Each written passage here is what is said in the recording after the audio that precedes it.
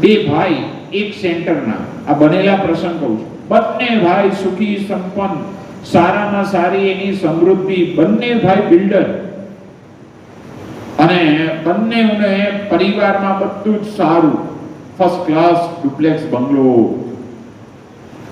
એમના ધર્મપત્ની, એમના સંતાનો પાછા હોશિયાર, ભણેલા,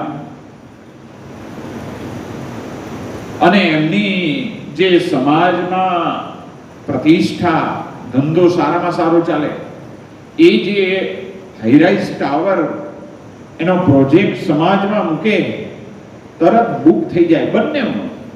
કારણ કે બંને છે ધંધામાં બહુ જ સારી રીતે પ્રામાણિકતાથી જે પોતાના ગ્રાહકો હોય એને જે કહ્યું હોય એ પ્રમાણે સારામાં સારી સુવિધા આપે. પણ એક ભાઈ બીજાની સમૃદ્ધિ જોઈને દુઃખી, એમને અલ્યા ભાઈ શું છે, લાખો નહીં કરોડો રૂપિયા છે, પણ એ પોતાના આ પ્રશ્ન ક્યાં થાય છે? આપણે અહીંયા રહેતા હોય, આપણી સાથે, આપણી સોસાયટીમાં, આપણા સગા સંબંધી, આપણા મિત્ર વર્તુળ, આપણે આ ઓફિસમાં જે સ્ટાફ હોય, એના પ્રત્યે આપણને આવો ભાવ, ઈર્ષાનો ભાવ, એનું સુખ સ્વીકારી શકીએ નહીં. પણ અહીંથી કોઈ બેંગ્લોરનો હોય અને એ બહુ સુખી સંપન્ન હોય, સારો બિઝનેસ કરતા હોય, સારું એનું બિલ્ડરનું જ કામકાજ હોય, આપણે રાજી થઈ. આપણી સાથેના, આપણા પરિચિત કોઈ આગળ વધે એ જોઈ શકીએ ને દુઃખ. અત્યારે વ્યક્તિને કોઈ વ્યવસ્થાની કચાશ નથી, કોઈ સંપત્તિની કચાશ નથી,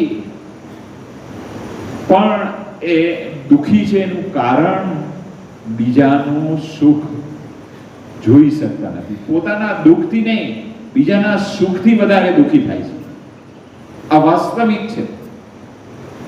અને પછી મનમાં પછી ગડબડ થાય, વિચારોમાં કલુષિતતા આવે, અને સુખ છે એ જતું રહે.